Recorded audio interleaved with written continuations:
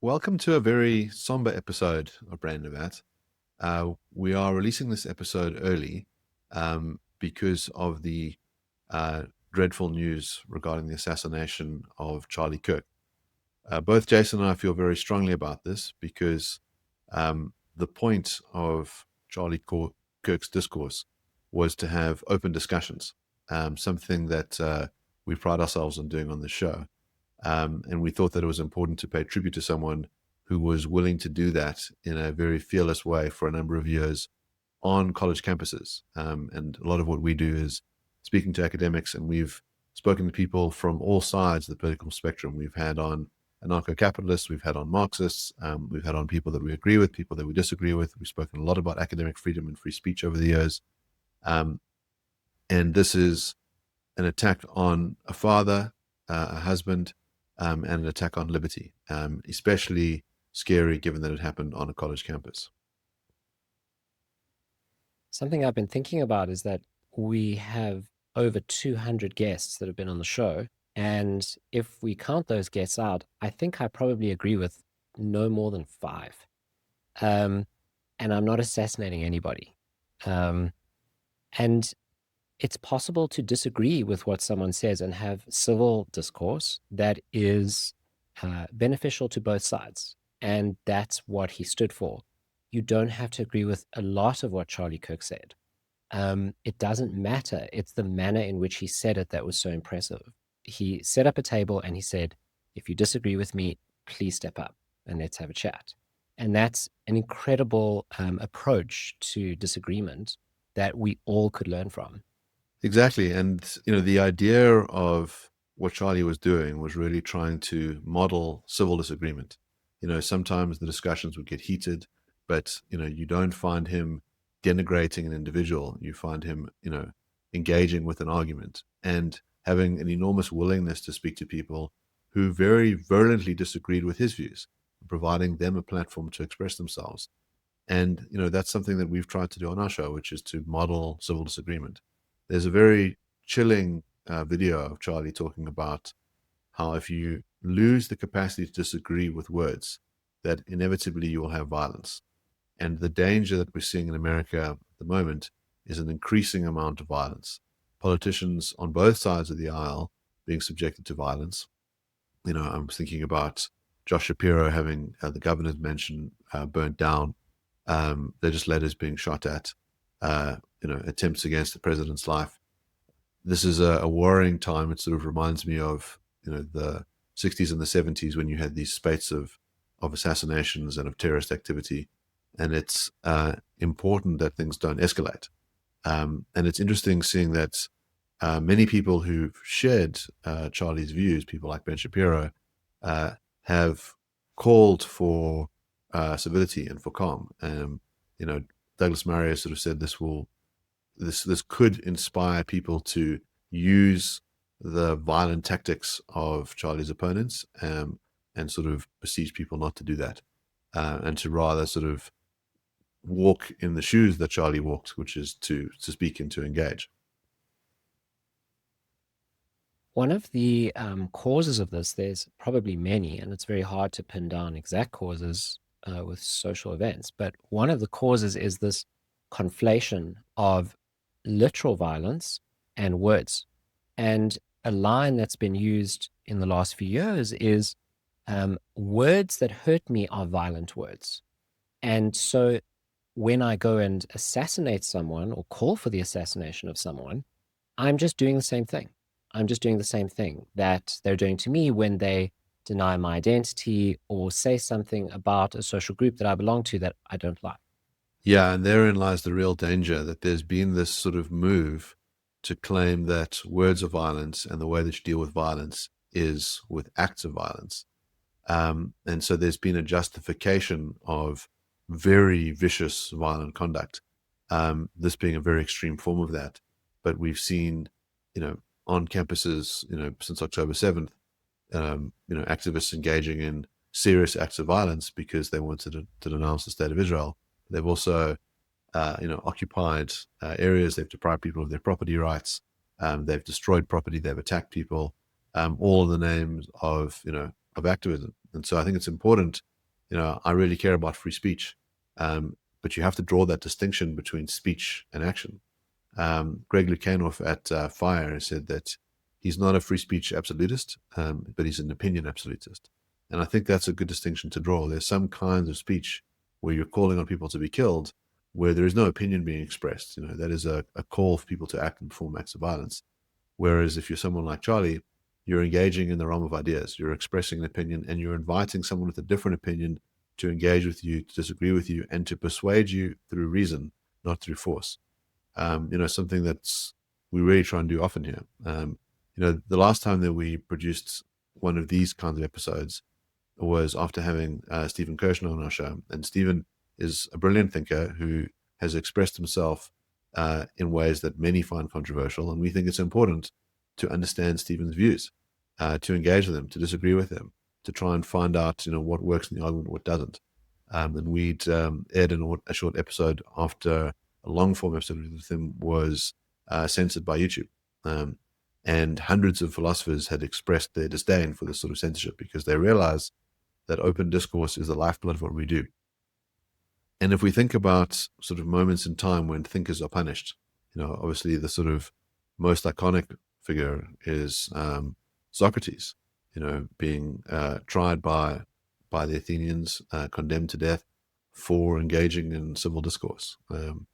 And you can think of many other thinkers who've been excommunicated or punished or pushed out. And the times when societies do well is when they're able to tolerate thinkers that they disagree with. One of the reasons why this is so abhorrent, in addition to the human tragedy, is that it seems to hit at the intersection of free speech and academic freedom. So Charlie Kirk was assassinated on a college campus and was engaging for a very long time in academic discussion on campuses and with college students, really making an impact on young voters' lives and young voters' opinions. And at the same time, he was expressing views that were personally held, Christian beliefs, for example, that it seems like one should be able to express, even if you disagree with them. So I think that that intersection, when someone is silenced for both of those forms of speech in such an incredibly abrupt way, and in such a visceral way, which is captured on camera, it really hits a nerve. And I find it quite abhorrent that people are justifying it. Yes, I think that's particularly alarming that you haven't had universal condemnation. You had some people gleefully cheering on Charlie's death because they disagree with his political views. One of the lines that I found quite distasteful was this idea that Charlie had spoken up in favor of the Second Amendment, the idea that individuals bear the right to bear arms. And he had said that, this is an important right, and it's a tragedy when people are killed through gun violence, but that sacrifice is worth it to protect the right for all citizens. And so people have sort of said, well, there's instant karma for you. But that's a very dangerous line. If you think about how moral philosophers reason, we're often going to be doing these kinds of exercises where we think about whether it's good to have an institution in place, even if it'll have some negative side effects, and to then, gleefully rejoice when someone who holds a view like that is killed, is to victim blame, to miss the point, and it seems that there's been a sort of flurry of these kinds of dancing on his grave comments. Yeah, one of the approaches that's taken in these sort of situations is the ad hominem attack. So the idea that, well, this is a terrible person, and so ... and the ... dots are often never completed. But it seems like what's implied is either that he deserved it or that it's not that bad, that not that bad a thing has happened. And that seems philosophically problematic. It's problematic to attack an arguer based on their character or what they've said in the past. That's irrelevant to what they're saying now, or to what they've done in the past. So even if Charlie Kirk is guilty of all the infractions that people accuse him of, that doesn't seem like a good reason to assassinate him. because that's a very dangerous path.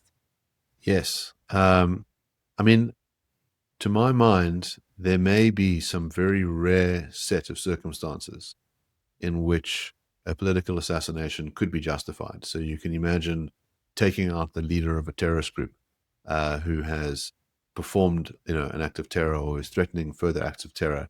You might think that that kind of assassination there's a basis for. I can't see how you can have a basis for assassinating a political commentator. Someone who is an ordinary civilian who is engaging in open, robust discussion. Uh, there, it seems like the aim is not only to silence that person and their views, but to intimidate anybody else who may either want to merely participate in those kinds of discussions. You now send a chilling signal that you cannot have discussions in open air environments on campuses, unless you have, a crew of security. I mean, a number of friends have reached out to me and said, I assume you'll be walking around with bodyguards now because of the legal work that I do. And there are occasions when I've gone to court with bodyguards. But a number of my friends who do political work have felt the chill. And, we live on the southern tip of Africa. So, many Americans who are, conservatives or, classical liberals, or even people on the left who sort of, might share some of the views that are expressed and, or even none of the views, may be very scared of expressing themselves because, someone will say assassinations are justifiable, through the cause of expressing yourself or of winning the argument instead of using reason. It's unclear what the philosophical community is saying about the assassination at this point, and I'm sure that will become more evident as philosophers write about it and speak about it. And I guess we're trying to add to that collection before it maybe gets out of hand or maybe doesn't. But something that philosophers can contribute to this is that when we honor a philosopher, so for example, when a philosopher retires, we throw a party in their honor, and the form of the party is for everyone to write articles and speeches about why they think that philosopher was wrong about various things. In other words, we see disagreement as philosophers as a compliment. When someone disagrees with me, it means that they consider me intellectually worthy enough to take the time to dissect my arguments and to find problems with them and to listen to my response. And when you assassinate someone, you're doing precisely the opposite. You're disallowing their speech.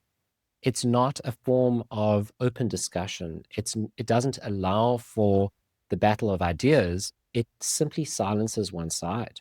And if there's anything philosophy as a whole can contribute, it seems to be this methodology or this approach, which involves allowing both sides the freedom to disagree and seeing disagreement as a positive force. Yes. I think that's the danger when we start to think that disagreement must mean rupture, must mean civil war, must mean that you cannot live amongst each other. And philosophers are very good at saying that disagreement is a mechanism to find out what's true. As you say, I've been at, many sort of emeritus parties where a professor will be faced with a number of people in his sphere who will then spend hours upon hours trying to point out why all of their ideas were wrong. And I remember your PhD supervisor in particular just being incredibly wowed by people saying, engaging with the work. And occasionally changing his mind, even at the moment of retirement. So there is something special about that, and I hope that philosophers kind of continue to carry that torch forward. That there is a worry that philosophers will be cowed, that they see the writing on the wall. They say, well, there's certain kinds of work that you can't do anymore because have the not just the heckler's veto, but the assassin's bullet there to warn you. I mean, a very close friend of mine will be receiving an award for free speech quite soon for the wonderful work that they do. And I reached out to them and said, I hope that there's heightened security at the ceremony because this feels like a time when anybody who's expressing a view that could be perceived as dangerous or as out of accordance with someone else's narrative, that they then risk death. And once people accept that view, we've all lost. And so it's important that you have the kind of movement that you had after the attack at Charlie Hebdo, where people from all different sides sort of say, we are Charlie, that we care about free speech, that we will act in defense of this idea, and that the only way that civilization has a hope of prospering is through that exchange of ideas, that openness, that ability to disagree. I, a couple of days ago, watched an interesting discussion between Barry Weiss and one of the judges at the Supreme Court in the States. And, the judge said that she would write quite fierce arguments in relation to some of the things that the other judges said while maintaining close relationships, that they could separate out the critique from the friendship. Something that I think you and I have done very well for many years. Yeah, if you're a listener to the show, you probably know Mark and I disagree about almost everything, which makes our friendship as philosophers strong. Perhaps then in the spirit of Brain in a Vat, because this is what we do on the show, is we never present one side of any argument. And so although our personal views, I think, are quite clear on this, which is that the assassination is abhorrent and unjustifiable, it may be worth heading off or considering some of the arguments and rejecting some of the arguments that have either gone so far as to justify the assassination or at least to minimize its wrongness. Yes, I think, as you say, given that the arguments are floating around the ether, that they're worth addressing. And some of them seem to come out of a place of spite. But, some of them, we should try and engage with. Are there ones that stand out to you as worth addressing? Yeah, so one of them is that Charlie Kirk was a bigot. Charlie Kirk expressed views that were hateful. There's now less hate in the world, and so that's a good thing. Yeah, so I suppose the first question is it an accurate representation of Charlie Kirk? So I think some people will make those claims because of, let's say, his views on affirmative action. Now, I saw some footage recently where he says, the kinds of ideas that are put forward by critical race theorists seem to endorse racial segregation. That you could have, let's say, a blacks only graduation ceremony at Harvard. And he says, well, he finds the idea of, let's say, a whites only residence absolutely abhorrent. That doesn't sound like someone who is a bigot. That sounds like someone who's a non-racialist and can, sort of see the dangers of those kinds of approaches. On a question like affirmative action, for example, one might take the view that it's important to treat people as equals and that the danger of, institutionalizing a policy where you privilege people on the grounds of race will undermine that value. Something that, the Supreme Court in America, has strongly found, in the Harvard case. And you have, a black justice like Clarence Thomas specifically denouncing those sorts of those policies on the grounds that they undermine racial harmony and that they treat people like lessers and presumed inferiority. So I think there's at least some good reason to think that Charlie Kirk is not a bigot, but let's assume for the sake of argument that he was. It seems that we've created this kind of terrifying norm where bigotry is the worst of all crimes. And so, the worst of all penalties must be death. And so bigots deserve death. And that shows a sort of faulty moral calculus, that we can accept that bigotry is bad, but it seems absurd to think that, that is a crime worthy of death. It seems like the kind of view that one ought to engage in counter dialogue on, that if someone's a bigot, you should try and persuade them otherwise through reason.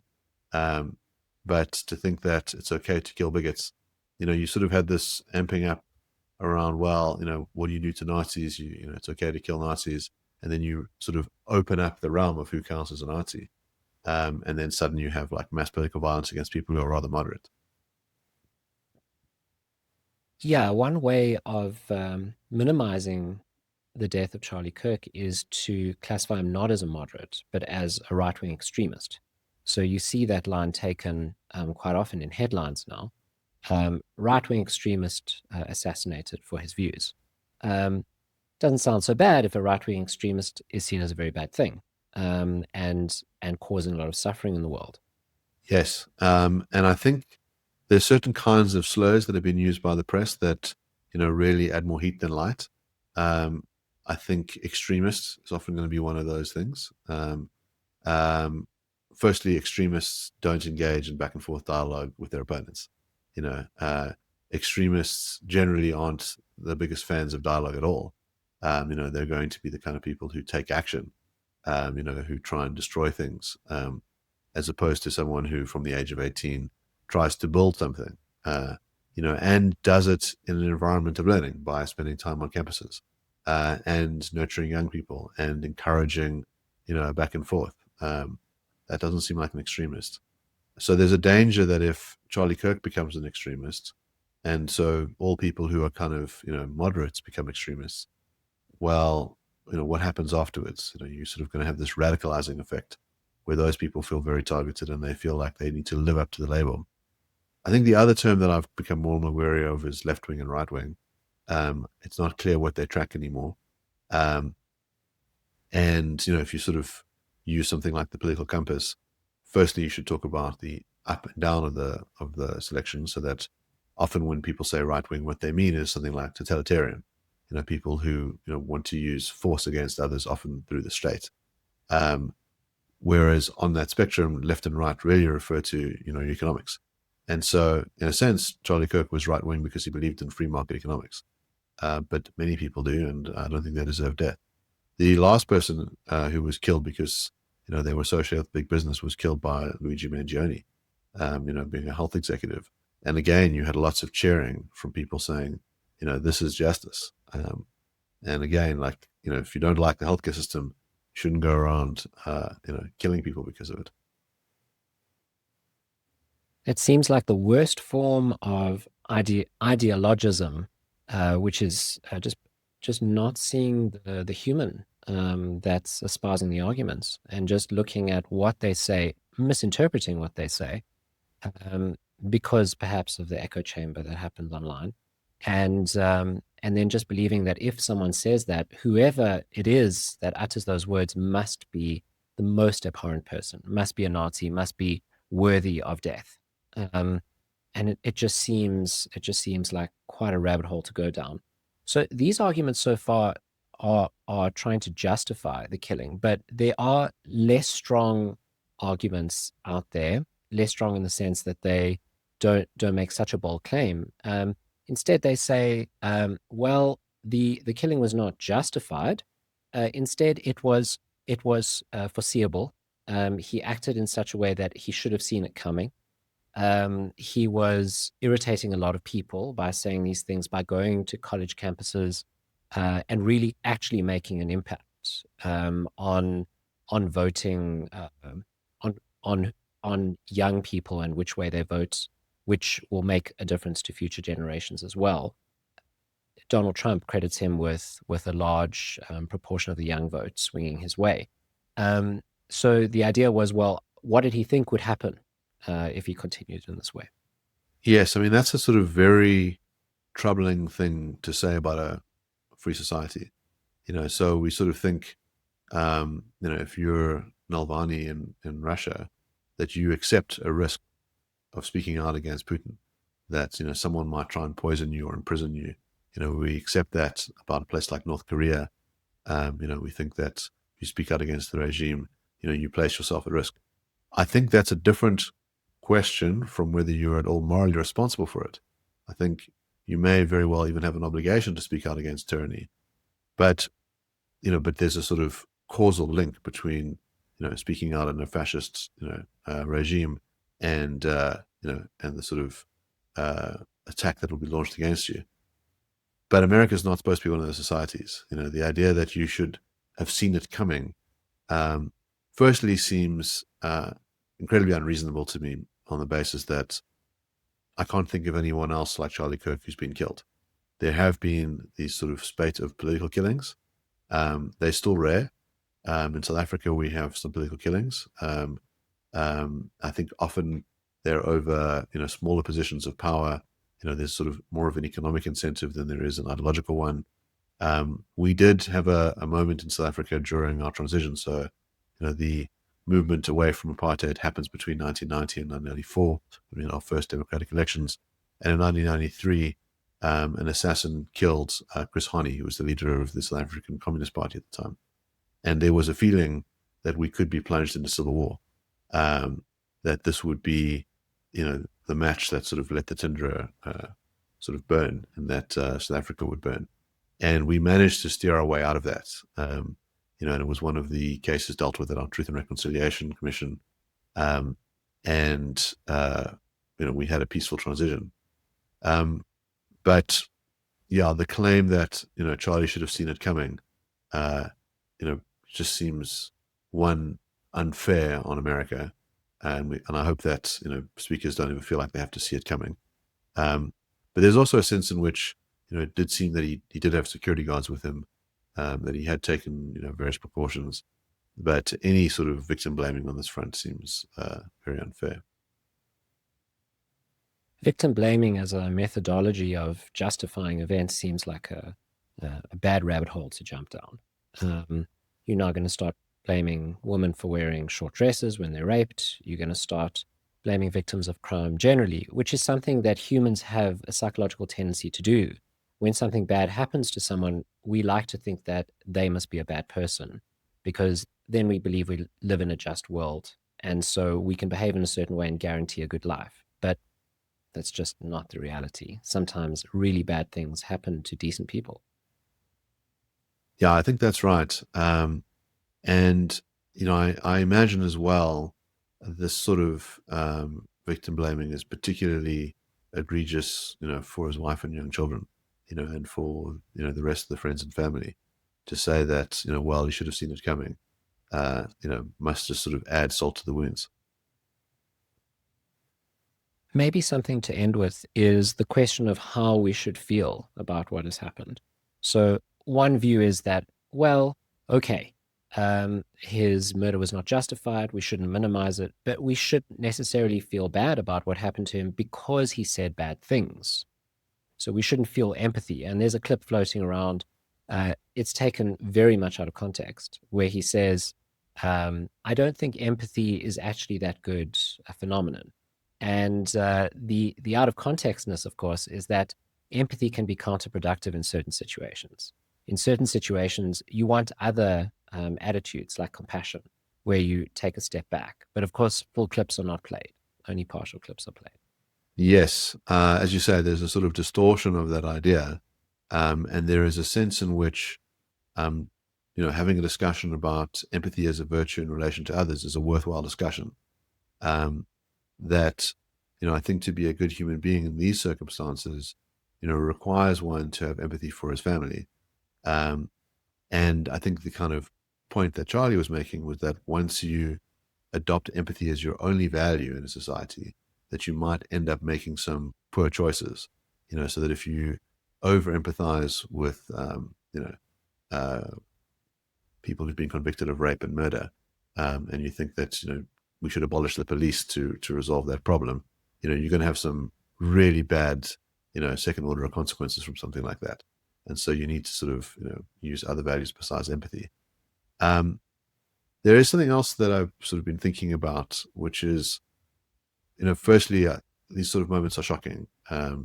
And today is the 24th anniversary of September 11th.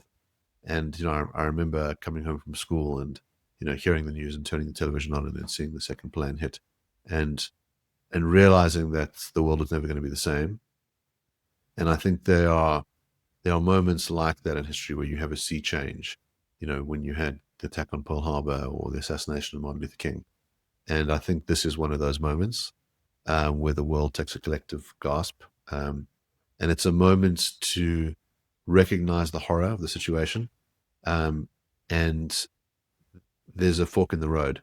There's either a sense in which, civility gets, tossed asunder, and now all bets are off, and the way to resolve disputes, is through killing, and ensuring that, your side wins in any means necessary.